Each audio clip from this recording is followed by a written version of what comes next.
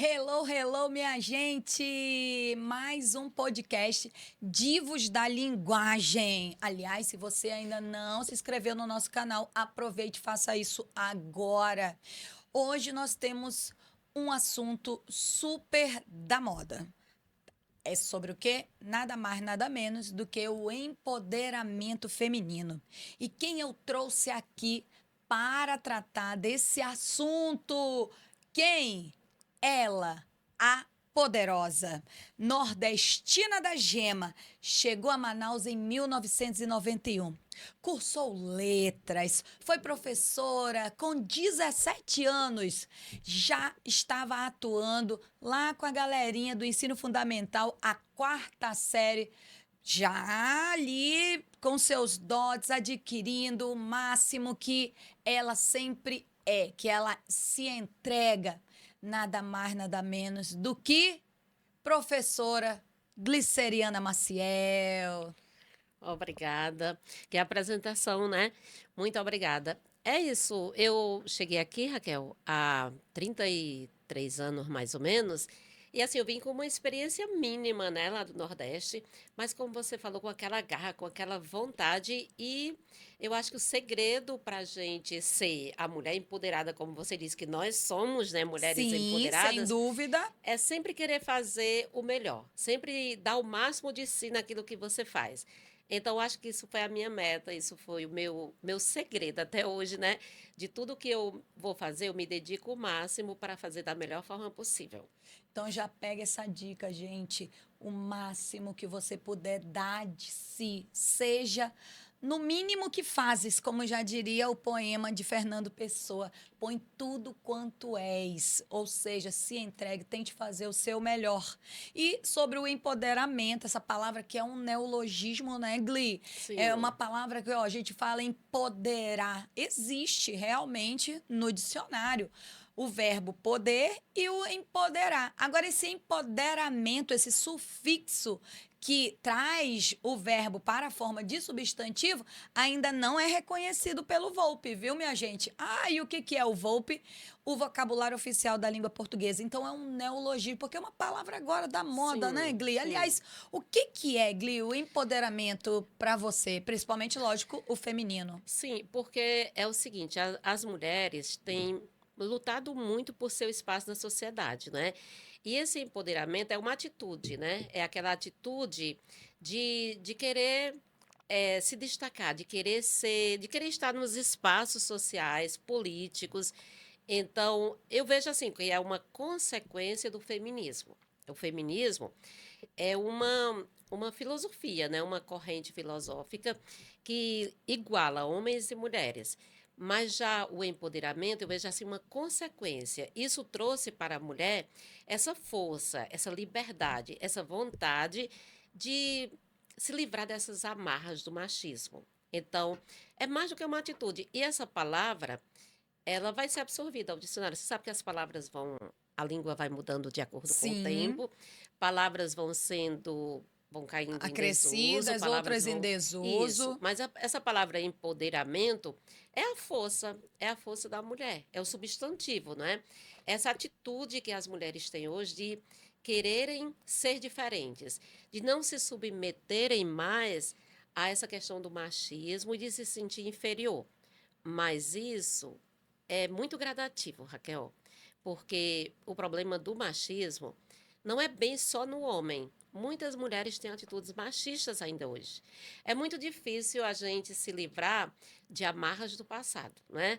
Quando uma história assim, que a gente vem num processo histórico muito De lento, muita de lutas, submissão, né? Mais de sim, 2000 anos aí. e Inclusive no livro Origem do Patriarcado fala isso, né? Da questão do quanto que a mulher ela vivia ali fora do eixo público, né? sim. E hoje, como você me disse, a gente tem aí um reconhecimento. Sim, mas ainda tem uma representatividade pequena, né? Apesar de muitas lutas, mas ainda tem pouca Você acha representatividade. que as mulheres elas poderiam contribuir mais? Sim, porque eu acho, principalmente nas mulheres da década de 60 não, 30, 40, ainda existe muito machismo na cabeça dessas mulheres.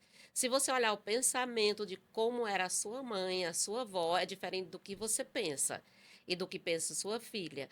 Então, essas tradições, essas amarras, esse preconceito que tinha contra a mulher fica muito enraizado. E é difícil superar tudo isso, né? É um processo assim, mais lento. Mas assim, já se conseguiu muita coisa, esse empoderamento já transformou muito a vida de muitas mulheres, porque eu vejo assim, ó, a partir do momento que a mulher se sente livre para dizer sim, para dizer não, já é um poder muito grande que ela tem. Não precisa ser só financeiro. A partir das leis, das políticas públicas, né, que são poucas, mas já existem algumas. Então, isso dá à mulher essa liberdade e essa voz na sociedade de ela poder se dizer, se valorizar e se posicionar. Então, isso gera, de certa forma, um medo, não é? Um medo para os homens, né? Uma ameaça e por isso que existe muito feminicídio ainda hoje, né? Existe Nossa, ainda hoje, não. Cresce cada sempre vez existiu mais. e está mais Está mais evidente, né? evidente. Então, é bem complicada essa questão, se você for pensar, né? Socialmente, politicamente, filosoficamente. É uma questão bem ampla e bem complicada. Isso, mas já não dá para ter alguns erros, você não acha, Gli? Como algumas pessoas da sociedade que pensam que o feminismo se diz ser o lado feminino, a mulher, superior aos homens, como algumas pessoas pensam. Pois é, eu estava vendo um podcast do Mário Sérgio Cortella e ele dizendo assim: machismo e feminismo não são palavras contrárias, né? Porque machismo é achar que o homem é superior à mulher. E feminismo não. Não é achar que mulher é superior ao homem, é achar que são iguais homens e mulheres. Essa questão da igualdade. Então, são movimentos assim diferentes, não é? Então aprenda, gente, feminismo não tem nada a ver em a mulher ser superior ao homem. Por favor. Isso, é a mulher ser igual ao homem. E principalmente no âmbito dos direitos. Porque aí tem gente que diz assim: ah, é igual, então vai carregar essa saca de cimento aqui. Bora ver Sim. se é igual. As pessoas querem medir na força, Gli. Como é que faz? Pois é, e eu estava vendo umas pesquisas, Raquel, que dizem o seguinte: muitas pesquisas que dizem assim, que homem é mais inteligente ou menos inteligente que a mulher, né? E vi uma pesquisa realizada pela Universidade do Rio de Janeiro que diz que mulher é mais inteligente que homem. Mas, assim, existem muitas outras fontes que dizem, às vezes, até o contrário. Mas o que eu vi que é muito incomum entre várias pesquisas é o seguinte: a mulher ela é mais sensível, ela é mais sensitiva, né? Então, ela tem mais sensibilidade do que o homem. O lado Então, emotivo, do lado né? emotivo, a inteligência emocional dela é mais aflorada do que o homem. Então, assim, eu acho que a luta nossa como mulheres não é que é querer ser superior ao homem, é querer é, é, desvencilhar desse passado, né, de submissão e querer ocupar o nosso espaço na sociedade tanto quanto o homem.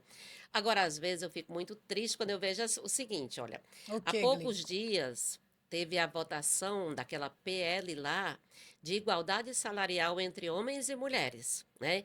E 10 mulheres votaram contra. Então, assim, eu fico assim questionando até que ponto essa luta nossa até quando vai ser complicado para a gente lutar quando as próprias mulheres que nos representam lá na Assembleia, no Congresso, elas votam contra um projeto contra as mulheres. Então, assim, você vê que a política é muito ainda baseada naquela história de o meu partido, o que é conveniente para mim, mas não uma luta, uma causa em benefício da sociedade. Certo. Aí isso me deixa assim extremamente triste perceber que 10 mulheres votaram contra uma lei que vai deixar com que homens e mulheres recebam salários iguais nos mesmos cargos. Você acha que isso justifica? Provavelmente não, né? O Pois que eles tomam como base para isso é o artigo que diz que todos somos iguais. é. Isso. Mas existem várias pesquisas, gente, principalmente do IBGE, que as mulheres atuando, principalmente em cargos, né, de Sim. maior, vamos dizer assim, responsabilidade, de gerenciamento, elas recebem ainda cerca de, às vezes, até 70% menos do que os homens, tá? Então, é algo que realmente todos somos iguais perante a lei. No entanto, ainda há essas diferenças. Cabe, então, aos projetos, aos nossos representantes lutarem pela igualdade. E fica difícil quando a própria mulher Sim. vem e acha que não há necessidade. Porque quando você escolhe votar numa deputada mulher, numa vereadora mulher, você está pensando que aquelas pessoas vão fazer alguma coisa pela nossa classe. E quando votam contra algo que vem beneficiar que não vem beneficiar as mulheres, aí você fica desestimulada, né? Você fica, até que ponto vale a pena a gente brigar por essa representatividade no meio político? Certo. Faz sentido, né, gente? E nós somos a maioria em se Sim. tratando de pessoas mesmo, né? De votos. E quantas mulheres hoje nos representam, por exemplo, lá no Congresso? Quantas? No Congresso, lá em Brasília. Hoje nós não temos nenhuma deputada, né? No caso, deputado federal. Não temos. E somos maioria que votam. Então, cabe a nós observarmos melhor, escolhermos melhor, viu? Agora, vamos para mais uma pergunta. Em se tratando de feminismo e empoderamento feminino, me diz uma coisa, Gli, qual a relevância dessas temáticas para os vestibulares? Eu acho que são assuntos muito em alta na sociedade, né? Sempre que a gente vai pensar nos vestibulares, nos temas, a gente pensa em todas as possibilidades, sabe? Eu penso sempre assim, Raquel, que eu nunca subestimo nenhum tema, né? Às vezes as pessoas, mas esse tema é mais favorável, fulano está dizendo que vai constar esse tema. Eu acho que tudo pode aparecer. Às vezes vem temas bem batidos de anos anteriores, mas eu sempre acho que nós temos a obrigação de trazer tudo que está em alta na sociedade, né? Os temas que são mais debatidos. E esse tema do feminismo, do feminicídio, do empoderamento feminino é algo que está muito em voga, né? Então, eu acho que todo aluno que se prepara para vestibular tem que estar atualizado, tem que estar sabendo o que está acontecendo, o que significam essas palavras, os avanços da mulher, de onde vem tudo isso, as conquistas, exemplos. Então, tem que ficar atualizado. Eu sempre falo para os meus alunos, assista pelo menos um jornal por dia. É difícil, né? Jovem não gosta de ver noticiário, de ver Sim. notícia, de ver podcast. Mas, assim, você tem que ir botando na cabeça deles que escrever um texto, se preparar para um vestibular, é entender o mundo em que você vive. E a redação é algo que vai fluindo naturalmente, e você vai pensando, refletindo, algo natural. Então, eu assim, condeno aquela história de menino querer decorar textos e ficar reproduzindo como se fosse algo mecânico. Então, entendendo os problemas, fazendo com que os temas você percebe que eles conversam entre si, aí você fica preparado para todo e qualquer tema. E esse tema do feminismo, do empoderamento, do feminicídio, que são temas muito em alta, eles perpassam vários eixos temáticos aí, né? Da cidadania, da sociedade, da, da da desigualdade, né? Então, acho que é um tema que não pode deixar de se É preparar, sempre não pode deixar. relevante, né? Inclusive para concurso público, né? Isso, Para para quem concurso, está se preparando, que vai ter prova discursiva, isso. dissertação, quem vai fazer prova de polícia, né? Tem que também Sim. estar super informado. Hoje em dia, Gli, vamos lá para desde a época que você começou lá na década de 90 para hoje, o que assim mais você viu que mudou nos vestibulares? Olha, mudou muita coisa, né? Muita coisa, Raquel, porque antigamente as provas eram mais na base do decoreba.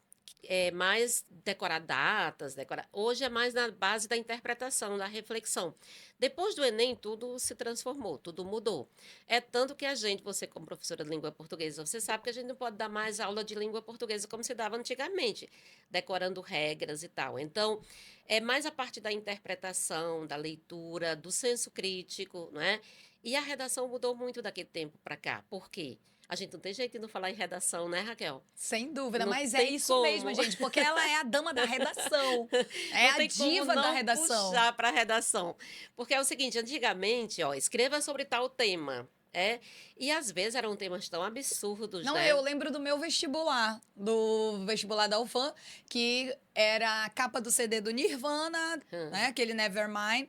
E tinha que fazer a dissertação a partir daquela imagem. Só Né? isso. Pronto, não tinha como hoje os textos Isso. motivadores, nada. Tanto que eu olhei aquilo, eu digo, meu Deus, e agora? Vamos ver outra possibilidade. Aí tinha lá a foto da Ponta Negra para fazer uma descrição. Aí eu, minha Nossa Senhora, e Essa tá agora? mais fácil, né? É, mas mesmo assim eu olhava aquilo, eu digo, não sei por onde começar Vamos essa começar. descrição. Então, antes era assim, os vestibulares eram mais na base da decoreba, em que ano isso e tal. Hoje é mais da base da reflexão, da interpretação.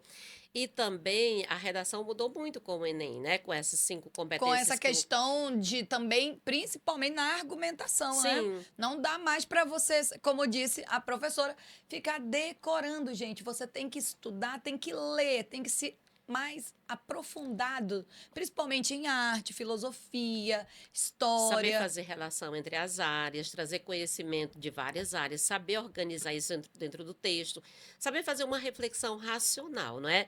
Então, quando você entende todos os assuntos, aí fica fácil de você começar, o tema é esse, eu vou pensar, vou interpretar isso, e a partir daí eu vou começar a escrever sobre esse tema. Então, é leitura, é entendimento. O que que a banca quer do aluno?